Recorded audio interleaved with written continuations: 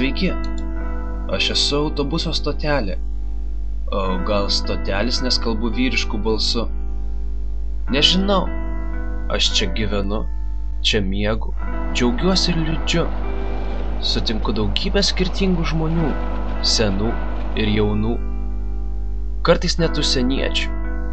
Pamenu, mačiau vieną kartą juodaodį.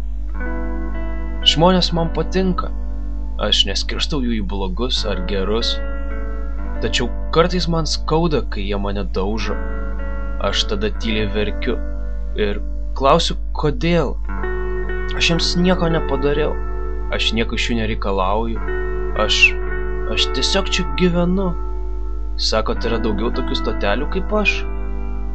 Kadangi visą savo gyvenimą stoviu čia, daugiau jų nemačiau. O kaip jos atrodo? Tokios pat kaip aš? Nežinau, ar norėčiau su joms susitikti. Man gerai taip, kaip yra dabar. Man patinka, kai aš paslepiu žmonės nuo lietaus ir sniego. Man patinka žmonės.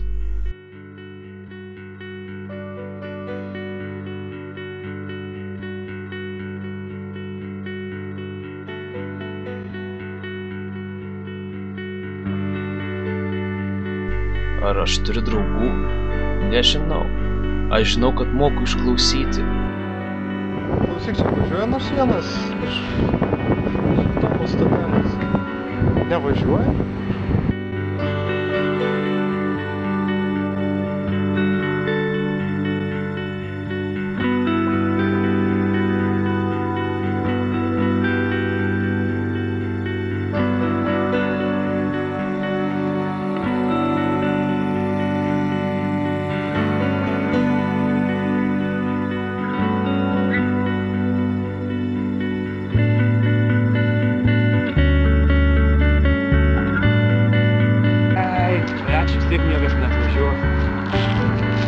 Gražu, ar ne?